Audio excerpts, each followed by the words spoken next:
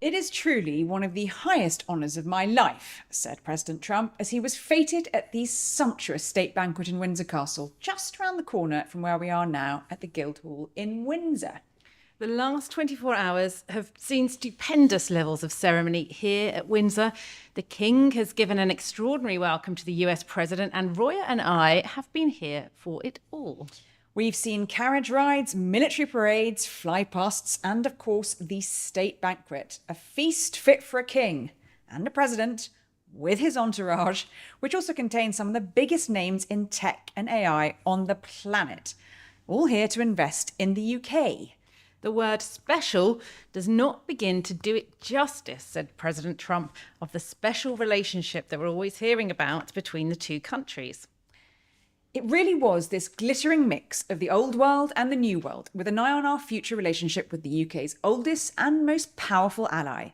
So here on The Royals, with me, Roya Nikkhah, And me, Kate Mansey, we're going to go behind the scenes to look at the pomp, the protocol, and the politics of this unprecedented second state visit for President Trump. For both the King and President, this was about looking forwards, not backwards, in the two countries' special relationship. And following it all, along with Kate and I, was CNN's London correspondent and royal correspondent and anchor, that's a title, Yeah. Max Foster, Can't make my mind up. who has very kindly joined us here at the Guildhall in Windsor. Welcome Glorious. back. to see you. You look very at home here. Well, we've had some On your sleep, unlike you, thrones. on the US timescale. Yeah. Yeah. Let's start with the speeches last night, because I think there was a feeling that yesterday everything went very well, very precisely, military, marchy, Unbelievable. little bit sort of predictable, and then the speeches, which were possibly a little bit more unpredictable, particularly Trump's. Well, you know, after the King's speech, obviously he writes his speeches. It was very formal and it was all about the special relationship, quite diplomatic. And then Trump comes on, it becomes very personal, bit ad-libby, but gushing. And Very. extraordinary. And not just about the moments in history, shared history, what they've got in common, the two countries, but how he just gushed about the UK. It was unbelievable and very emotional, I thought. Yeah, I wasn't expecting that. Yeah. We don't get anything from the White House. Well, I didn't in advance. I don't know if you do as a US anchor, but obviously the palace sort of share the speech under an embargo that the King's going to say. But it did very much feel that he could say anything when he stood up there. And there were those personal comments as well about Princess of Wales, weren't there? She's so radiant, so healthy, Yeah. so beautiful, he said. Yeah. Is that what you were expecting from what we've seen of him? Well, I think, you know, did it go well or didn't it go well? If it was a gushing speech like that, it went well, you know. He really packaged up. I felt he had quite cleverly packaged up all the things the King would have wanted to hear. He hailed his activism. He hailed his duty. He got in there, you know, all his green campaigning, which is always something people have made about the fact that Trump and Charles might not get on. He hailed his dedication to veterans and servicemen, and then, of course, mentioned the family, his remarkable son. Obviously, no mention of the other son, Harry. But it was heartfelt. I thought Charles looked quite genuinely moved by it, actually, at times. He did, didn't he? There was an ad-libby bit at the beginning where he said, "Oh, we've just been out there shaking hands," and Charles knew everybody's name. He knew, you know, which company they worked for, and even when they had strange company titles, he knew all of that. So it was something he had just spotted on the way into the banquet hall, which normally these speeches are prepared and people go over them and over them, but there was that kind of ad-lib. Well, it was amazing. I think that the way the King orchestrated the whole event was extraordinary, you know, the whole day, because it was this stage work. It was unbelievable. And I think if you consider that Donald Trump came over and he wanted a certain treatment, and he got it in spades, you know, the scale of the operation. I know you guys were part of the marching, but the size of it was just extraordinary. And it's a tighter space than if it was up at Buckingham Palace. So it looked more extraordinary. And then bringing in the members of his family and the way he spoke about the Princess of Wales, of course. But I disagree slightly about it being forward-looking. I think what was notable was how backward-looking it was when they looked around the royal collection, going right back to the early days of colonialism, which is a really dark part of the you know, Americans still have a massive issue with Republican, the way they were suppressed. Yeah, but these were the Georgian papers, weren't they? Which apparently Trump had requested specifically to see, which is interesting in and of Yes. itself. And they showed those maps of where the revolution took place, And including where the Battle of the Yorktown, Brits were defeated. where Britain surrendered, Yes. which is obviously he's looking ahead to the 250th anniversary of the Declaration of Independence next year, at which we expect members of the royal family perhaps to go over to celebrate that.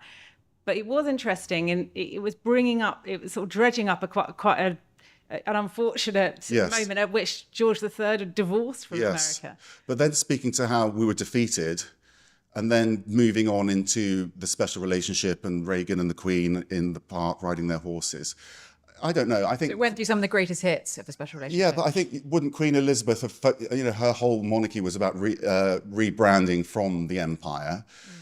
She wouldn't have necessarily dug that far into the past. She would have focused on the really positive, more recent history. So why do you think he did that? Well, I think it was historic because when you get to the speech and you have Donald Trump talking about the revolution in the way that he did, saying what Britain gave us, Magna Carta, freedom of speech, which is a massive topical issue as we speak. Keir off the back Starmer's of, worried about, of course. yeah, I think it's about facing, if you've got a relationship, talking about the problems in the past where it could not have been worse, the speeches were healing.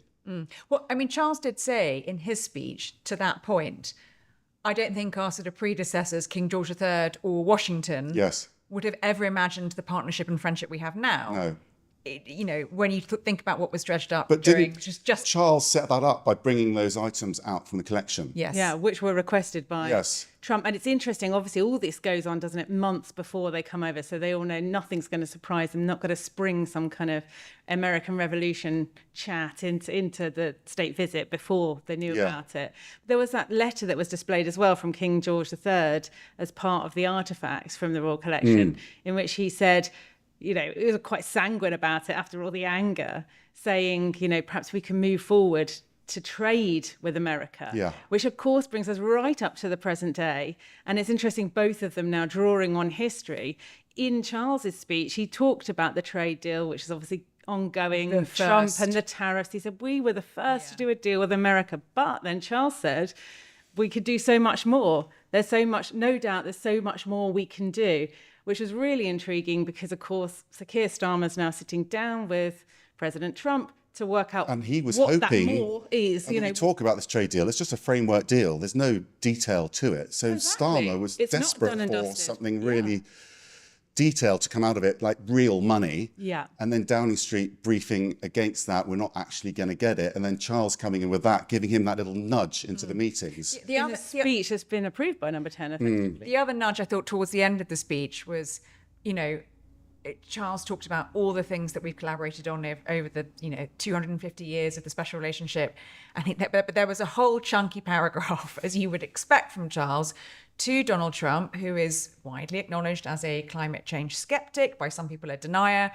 There was a whole paragraph on we can do so much more in terms of clean food, clean air, all of this, keeping all our landscape that our two countries have done so much to environmentally friendly. There was a whole green paragraph and message to Donald Trump in there, delivered in the beautiful setting of St. Which would have George's been Hall. easier to avoid, but I think Charles is so experienced in this. He would have seen how Trump responds in situations. He reacts to the people in front of him. Yes. You can pretty much put anything to him in front of him, and he will respond to that and be quite positive about it. Yeah. I think it felt like such a formal speech, but it was so sophisticated, and it was all built up to the way Charles built up to it during the day was extraordinary. And I mean, the whole day. I thought the gifts that were exchanged were fascinating too. The gift that really struck me was, talk about laying it on with the trowel, was the Union flag that flew over Buckingham Palace on the day of Trump's inauguration in January. It's a great talking point, isn't it? Presented as a gift. That is, you can imagine how he will take that back and literally or metaphorically unfurl that felt like flag. an endorsement It from did. the British monarchy. Yeah. How do you think that will play, Max, to your audience at CNN in the States? Well, we get very caught up with what was unexpected, the scale of it and all the details, twice as many cannon, that massive 1,500 Which Trump troops. has hammered home Yes, at but every to the opportunity. untrained eye, it looked very expected. Yeah. This is what America would expect to see. Right. It was the castle, it was the cavalry, it was the bands, it was, the ultimate fairy tale experience. With the fairy tale princess thrown in. And he would, I know that there's been commentary here, there's been commentary in the US about how sanitized it felt, because what's the point in a carriage procession if there's no members of the public? But on another level, it was the perfect TV event. Well, as he said, you're going to get some beautiful pictures. The Americans were watching on TV, and it was perfection. It was a show. And he does think, I think... That is how he runs his presidency too, isn't it, to a large degree? I was saying to Kate earlier, I had an insight early on. I interviewed him when he was campaigning for president the first time in Scotland, and I was challenging him in an interview about how he's going to pay for the wall with Mexico. Kept on asking the same question. He walked out in a massive huff, walked out of the interview, was really angry about it, and cursed me a bit as he walked away. Really awkward. And I thought, this is going to be a disaster. He's going to be president and I'm going to get done. And then it went out on Wolf Blitzer's show. And I actually felt, I didn't really understand that reaction, because I did ask tough questions, but I thought he handled them in a tough way. He looked really strong. Do you know what I mean? It didn't quite make sense to me. And in the evening, I had to stay over because it got so late. And I was standing in the bar, and he comes thundering up to me. I thought I was going to have another go at me. Here we go, brace. And he said, "Great interview. I saw it on Wolf Blitzer." And then I spent the night with Jared and his family having a lovely meal. So that one thing I will say, he's very charming face to face. I don't know if you met him. He's really charming. And then the reality of that is that his reality, it's quite a weird way to behave with someone. You've just walked out on them. And then you go... But I suppose he got what he wanted. His reality was what he saw on TV. Yeah. And I think... He is a reality TV star at the end of the day. He understands TV. And he does deal with lots of complex issues, and he's ad-libbing all the time. But I think in his head, the way he filters it all and deals with it all is how it's going to come out on TV. And America's a soundbite culture. A whole press conference, he knows the public doesn't watch all of that, but he can find his moment and say something. He goes, that's going to be on TV. I'm not saying he thinks that's his reality. But it's a clever way.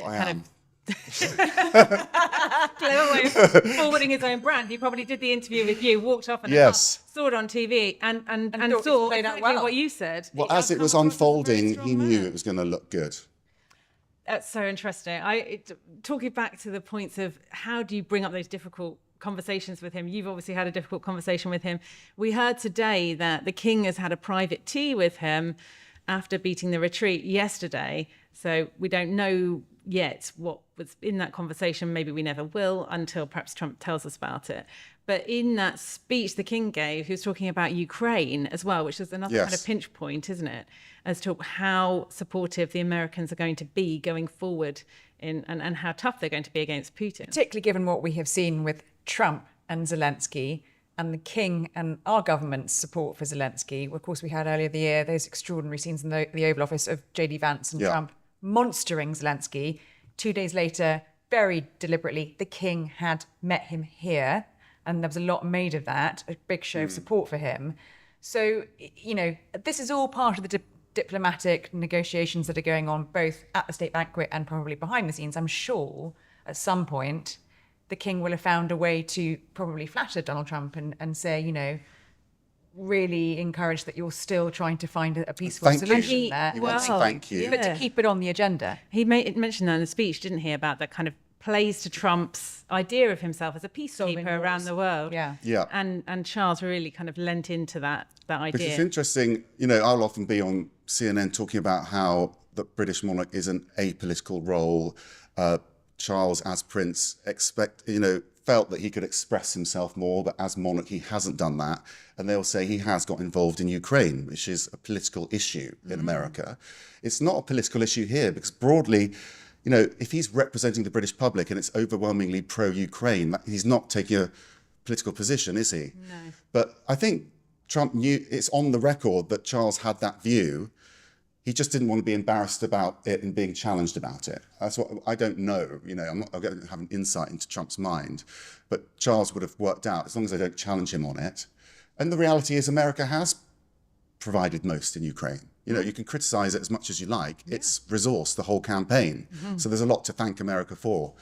But the pressure now on Starmer, really, can he get something out of this? Because Charles has done all the work. He's done his bit. Warmed The him royal up family have done in their an bit. extraordinary way. Yes. If Starmer comes out of this with nothing, no wins, Well, I think they that's could a relax. fail.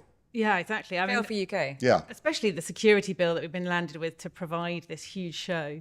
I suppose that's why Starmer wanted something in the bag to begin with, because the curtain raiser before Trump flew over was this huge Microsoft deal, this idea that we're going to have what's been called a tech prosperity deal with American investment from Microsoft and NVIDIA and data centers in the UK being built. So that softened the blow a bit, the idea that we're going to have $30 billion investment as a result, essentially, of this visit. That's a pretty good start. Yes, it wasn't the trade deal though, was it? No. It's just like got that sort of prism. But it was absolutely at the heart of the whole. I mean, it was at the heart of last night, because we are used to walking around that table preview at either Buckingham Palace or Windsor Castle, and we go around and we look at the name places, and we're like, oh, like the French one. There's Kristen Scott Thomas. There's Sir Elton John. There's Mick Jagger. And the celebrities. Where were the Clooney's? There was none of that last night. No. The lovies were There there. were all the tech bros. There was Sam Altman, the head of OpenAI, and the man behind ChatGPT. There was Jensen Huang, the CEO of NVIDIA. Tim Cook. Tim Cook from Apple. Yeah. Satya Nadella from Microsoft, of Yeah. course. They are the celebs in terms of what Starmer needs and wants in terms of inward investment here, and what Trump feels he can bring. Well, he hasn't had a Literally to the relationship table. with Hollywood execs in the past. Certainly Democrats would have Hollywood execs in the White House all the time. And if we talk about the monarchy being something that defines us to the world, Hollywood defines America to the world, and he's redefining that as tech. So he brings in the tech bros as his Hollywood in a way. Yeah. So bringing celebrities doesn't necessarily speak to that. And they're broadly left-wing, aren't they? Particularly the ones that are based here and the ones that have moved here because they don't want to be in America because of Trump. Yeah, I mean, we weren't going to get liberal lovies around the table at the state banquet for Trump. I think it also added, people are drawn to celebrity. And where was the celebrity last night?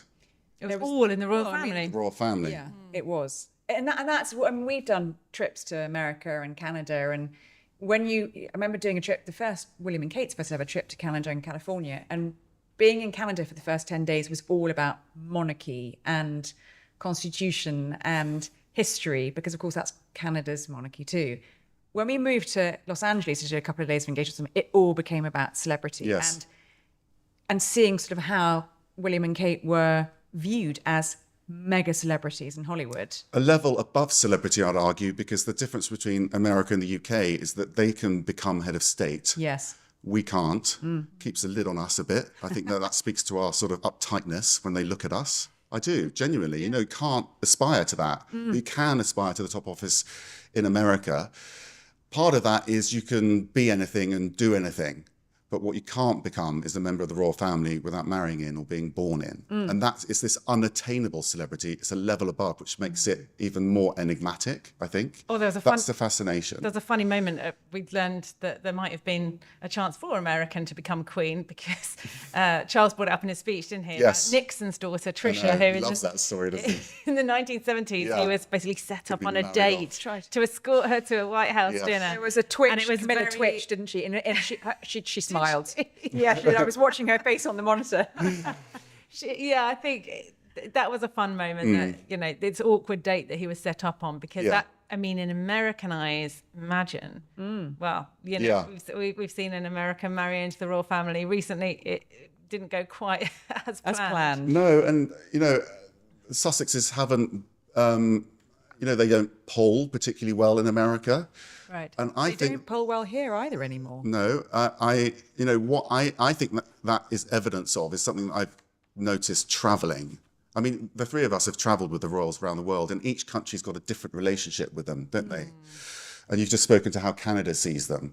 The American fascination with royalty for me is not what we think it is, which is Princess Diana, Kate, Meghan at the time when she was here. it was always the Queen Elizabeth II. Blockbuster. And this that we saw, this pomp and pageantry, the castle, and The iconography. this refinement, this class, this history. And so it was always a question for me, was Donald Trump's fascination with Queen Elizabeth II because of his heritage? And it's amazing to me that he's transferred the same adoration to Charles and now to William as well. So that's a real triumph and interesting. So it is monarchy he's interested in, specifically British monarchy, because he doesn't have the same fascination or deference to the Middle Eastern monarchies, for example. And linking the history and heritage to his own Yes. heritage. So it's history and class. And I don't know what it is specifically, but he's fascinated by that. And America's fascinated by that. And I think the Princess of Wales, this wasn't the Princess of Wales's visit, but you can see how she's emerging, because she, part of the American fascination is they're brought up with that Hollywood culture and Disney and princesses. Central to the Disney brand is princesses. So they've got a bit of that. Kate has got that. She does epitomize the Disney princess in many ways. She definitely delivered that last night with her outfit. But combined with now, I think... being the next queen. Reminding people of how the Queen, that refinement, and I think that came through with the cancer diagnosis, refusing to respond to us, the media, as in what's going on, and spending time, just the stoicism that she showed with that. So I think she's got this double whammy of like having that Hollywood fascination, but also a reminder of the Queen, which is actually the fascination, I think. That's interesting. So you're sort of saying that the American, the fondness for the late Queen sort of transferred onto the Princess of Wales rather than the King and the King, Kate, I suppose. But we've seen the evidence of that is that as Meghan's moved out of that, she's lost that link, I think. We talked about how you were quite surprised by how backwards into history looking Donald Trump went with some of his references, some of the items that were brought out of the Royal Collection. I think what was incredibly interesting with Donald Trump, and we keep seeing it, is his forward-lookingness about the special relationship and the future of the monarchy, particularly with the Prince of Wales. Yes. I thought the staging has been very interesting in terms of William and Kate going to the helicopter to greet them. Leading that royal greeting. But it goes back to what we saw at the end of last year, which was Trump effectively requesting Prince William go to Paris and represent the UK, and meeting Donald Trump, not Keir Starmer or the King, at the ambassador's residence in Paris, and having a very kind of long meeting with him. It went on, and just literally saying, he's a very handsome man, he's doing a great job, he's a great guy. I mean, he laid it on thick to William. What was more interesting about that, to me, studying Donald Trump, covering him incessantly every single day and covering his public moments, is how he sat there, and William sat there, and he was waiting for William to start the conversation. Deference. Yeah, Deference you don't see anywhere else. William was dominates late. every William was late conversation. for that meeting because of bad weather meant his plane was late, and they had to move that meeting with Trump. And then Trump said, "I'll come to you." Well, as I understand it, Extraordinary for Donald Trump. The palace and the White House had a conversation, and the White House deferred to the palace. How do you want to do it? Well, I've been in never rooms. happens. Well, I've been in rooms with the White House aides and the palace aides, and the palace aides will take precedence where the White House will say, whatever this person from the palace says, we'll do that. I mean, that line last night in the speech from Donald Trump, which was it was one of the bits that went slightly off-piste, where he turned to the King and he paid tribute to the King and to Camilla the Queen and said, you have raised a remarkable son, His Royal Highness, the Prince of Wales, who I am sure is going to have a great success in the future. And there is this sort of feeling, and we know yesterday that obviously William and Kate also had their own private audience, their own private meeting with Donald Trump and Melania. There is this feeling that Donald Trump has a close eye on continuing that relationship, but he does seem to have who knows if it's two ways, a bit of a bromance with William. I mean, he's very, very keen on him. But he does have an eye. I think that's what makes him so popular, that he does have an eye on the future. So whenever he talks about, George III and the American Revolution, it's always with a view to projecting into the future. So when he's looking at the 250th anniversary next year, if you go to that website, it's all about how the Trump administration, they're all going to make America great again. Every time he raises it, it's not about backwards looking like we tend to do. And we honor anniversaries here. in a way that they don't in America. He's always looking forward. He's always projecting forward with this vision of hope. And that's what I think has been so beguiling to American voters. And so it doesn't make me surprised that he's looking already to the next reign, not in a disrespectful way to say that he wishes any ill of Charles, but he's got an eye always, on the future. Isn't that just an understanding of monarchy, isn't it? How it works. But what are you hearing about the king going over there next year? I think one of the senior members of the royal family will have to. The Queen obviously went for the 200th anniversary, and I think that they're probably due a visit. What about you? You might know better than we do. No, I haven't heard. I just think, having heard Donald Trump's speech and the way he might speak next year about it, he's effectively, it felt like he was describing it as the UK handed some sort of baton over to the US in terms of that, the legal process, the freedom of speech, all of that. And so his narrative starts with the revolution, which is a massively negative thing in American history.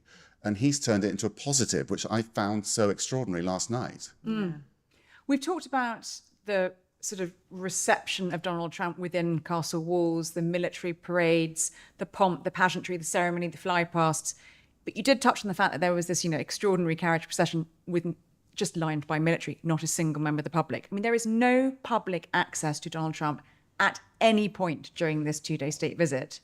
The only thing you would have seen was the red arrows going across because the fighter jets had to be. We have had these huge protests in London. Yes. So can you just talk a little bit about do we only get the state visit with Trump if that's the way it's done? I think the palace, my understanding from the palace, it was purely a security issue. And this was before Charlie Kirk.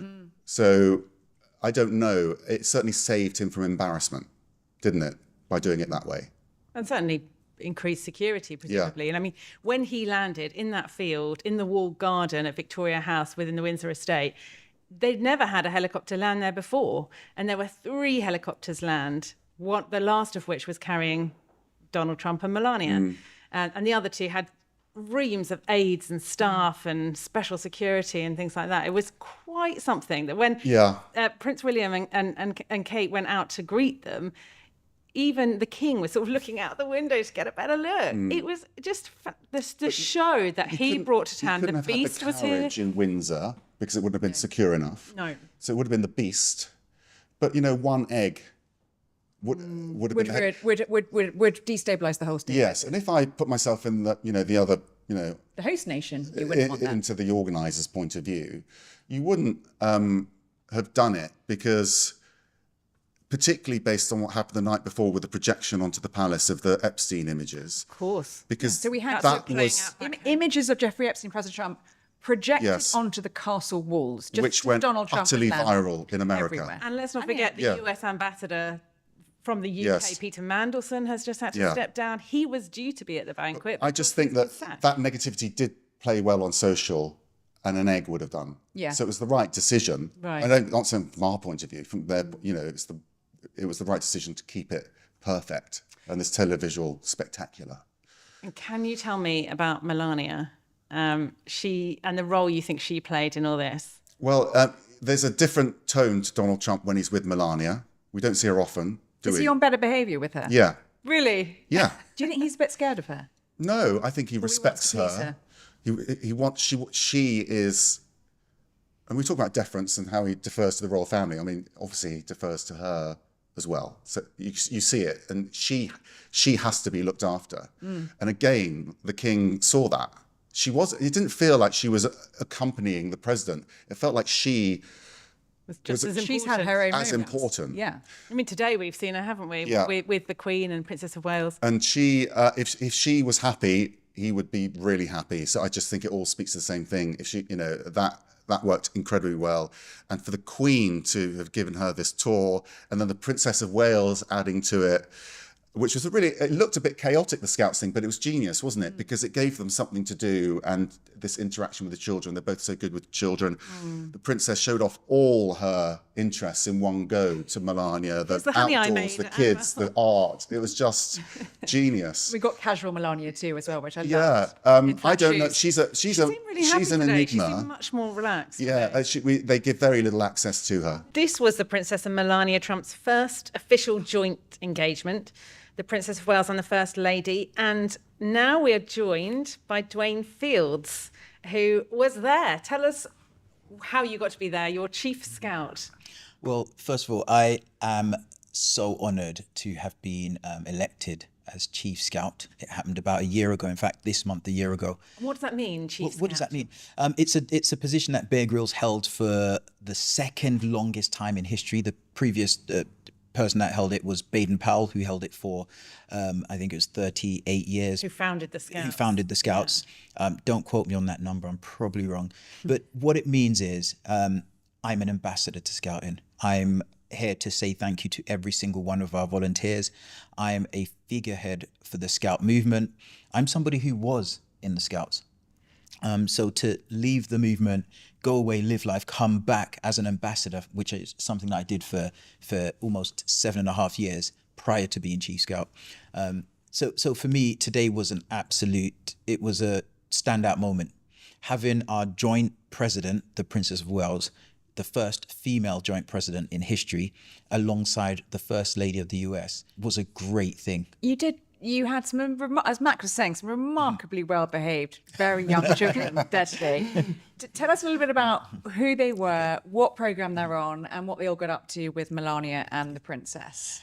Brilliant. So with our youngest section, so Scouts is a section, Cub, Beavers, Squirrel, they're all sections. Squirrels start at 4 up until the age of 6. They're the littlies, aren't they? Today was slightly different, but even though we're in a different location and meeting people like the First Lady, like the Princess of Wales, we still treated it just like any other meet. Do you think the children knew who Melania Trump was? I can tell you now, one young person, I know many of them knew that the princess would be there. Yes. We had lots of questions about the princess. Initially, the First Lady conversation wasn't something that they really picked up on as being important. But I remember one young person in particular asking Mrs. Trump, "Are you the next princess?" That tells you all. Yes. Her reply, she handled it amazingly well. She looked over at the Princess of Wales and said, "No, she's the only princess here." That's so good. Jokingly, I looked around and said, "Well, what about me?"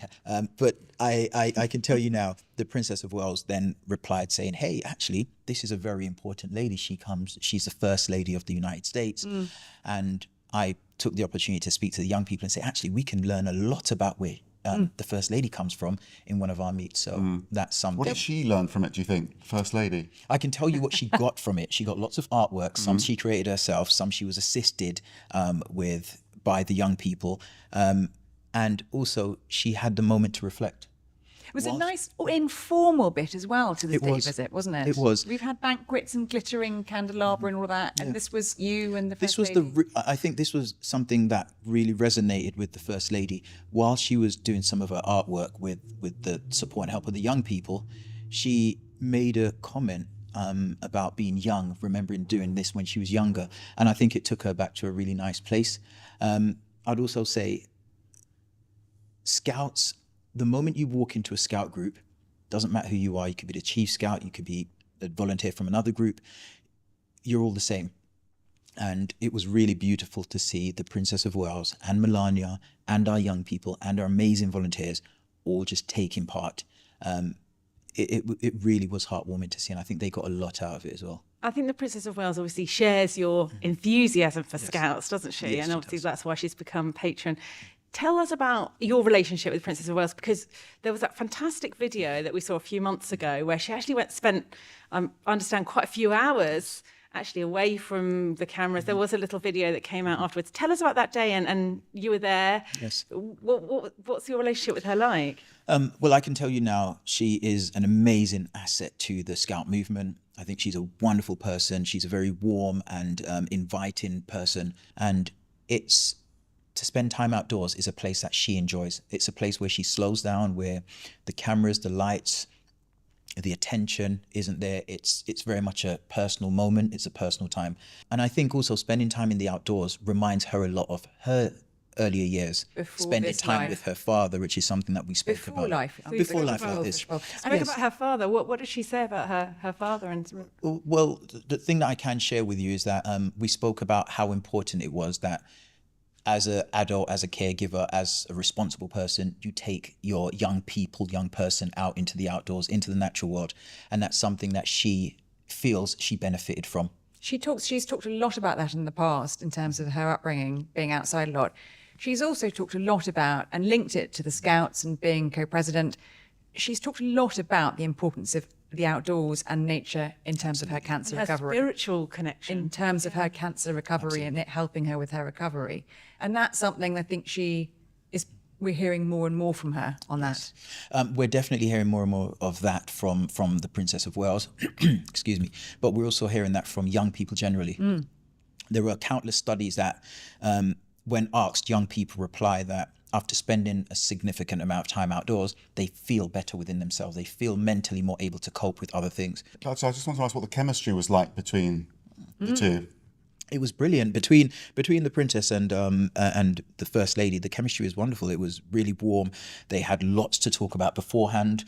They had even more to talk about when they left, because as they were leaving, they were remarking about the things that they'd seen, the things that they'd done, some of the artwork they'd produced, some of the bug hotels they'd made and conversations they'd had. I think they had a really nice experience. There was a lot of honey around. Dwayne, can you tell us about the honey? I told the Princess of Wales had made the packed lunches herself for the children. Is that right? I can't comment on who made them. Royal honey versus White House honey. I can tell you. Tell us more. What I can tell you is I'm hearing lots and lots about honey sandwiches. The sandwiches were delicious. I can't tell you what was in the sandwiches. I don't know. I just know they were absolutely delicious. We were told it was honey made by the princess herself at Anne Hall, their Norfolk home. I would not be surprised, because the princess is very hands-on. She does love nature. She does love our natural spaces. And if she were to don a beekeeper's outfit and source some honey, I really would not be surprised. And Melania had brought some White House honey along too. I can tell you that Melania did. It was gifted. I'm gonna say that the honey that Mrs. Trump brought to us from the US was a gift to the Scouts, and it was well received. You are such a diplomat. Such a pro. He's the ambassador to America. I'm only answering your questions. Dwayne for ambassador. From what I've seen, I wouldn't be surprised if they were to go away and collaborate on something in the US.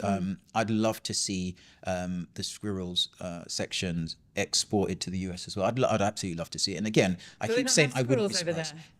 I'm not sure what their equivalent is, but I wouldn't be surprised if Mrs. Trump goes back and talks about what she's seen, what she experienced, and what she saw others experiencing and gaining from the squirrels section. We saw at the French state visit when the Outward on, when we went to France a couple of years ago, the Queen and Brigitte Macron launched a literary prize together in Paris. So there is precedent here for links and joint initiatives between members of the royal family and absolutely political first ladies. First lady, speak to how she felt the overall trip has gone for her. Well, that was one of the first questions I asked Mrs. Trump. I said, how's your trip? And she said it's been amazing.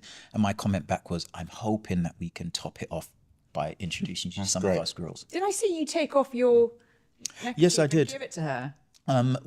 Just as Mrs. Trump was leaving, we spoke about the honey, and I said, I'm really sorry, I didn't have any honey ready for you or anything to give you, but I'd really love to give you a symbol of the UK Scouts and our gratitude for you visiting us.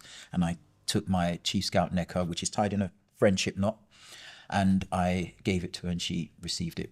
I did say last week I wanted to see the First Lady in a neckerchief, Scout's neckerchief. Dwayne, you delivered. For you. Thank you. You're welcome. It's a new special relationship. Yeah. Scouts and the First Lady. It's a natural combo. Two of our young people, I asked them to do a very special favour for me. I asked them if they would hand a squirrel badge patch one to the joint president, Princess of Wales, and one to the First Lady. And in doing so, I think she became an honorary squirrel. And you'll notice there's a left-handed handshake at the end as well. So she is a squirrel. Well, I mean, it's. She is now. I mean, is it within my power? Yes, you're Chief Scout. Yeah. She's now an honorary squirrel. They've announced it on your show. Well done. That's a scoop. Exclusive. That is. I'll have that. I'll take She's it. got the neckerchief and the badge. I mean, There you go. well done. Sounds like a great visit. Thank you so much for joining us, Dwayne. Brilliant way to end the royal visit, because that was the last kind of royal engagement, wasn't it? Yeah. So the four of us, in our different ways, have been witnesses, or in your case, Dwayne, a participant, to what the king himself has described as a unique event here at Windsor. As we record this, President Trump has left Windsor Castle for Chequers, the country house of British Prime Ministers, where he's meeting Keir Starmer and a lot of press. He might have a slightly trickier time there. That's think where so. the politics begins. Or did the politics begin here at the castle with all the pomp, ceremony, conversation, and the extraordinary attention and apparent affection the royal family has shown the president? From banquets and flypasts to politics and pageantry, Windsor and President Trump have given us, and the world, plenty to talk about. And there's more to come, I'm sure. Thank you for joining us, Max. Really appreciate it. Thank you for having Max me. Foster, London correspondent of the American network CNN. And thanks also to Dwayne Fields, Chief Scout of the Scout Association, who kindly today escorted us through his visit with the Princess of Wales and the First Lady Melania Trump, and then came to join us.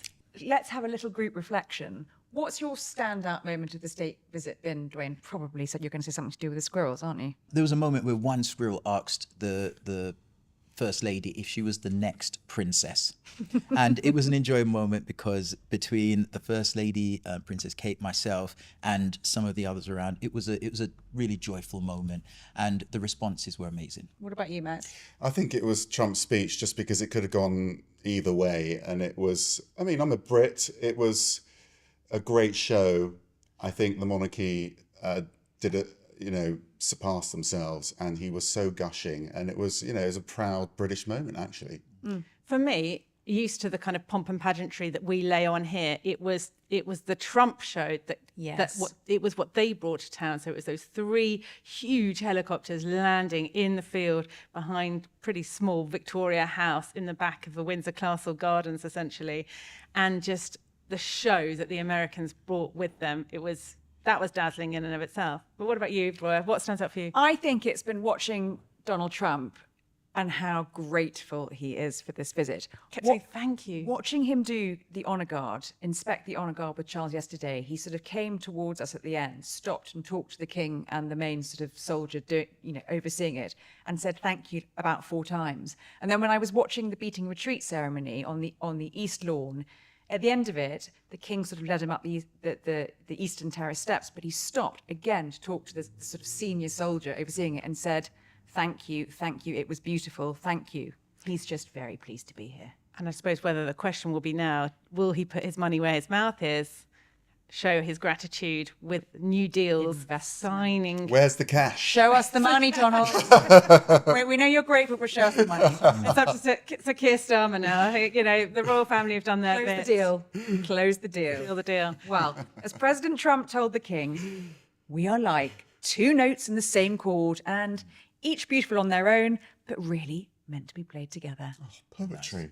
Thanks for joining Get us, some soft music. and thanks for listening. Bye, Roya. Bye, Kate.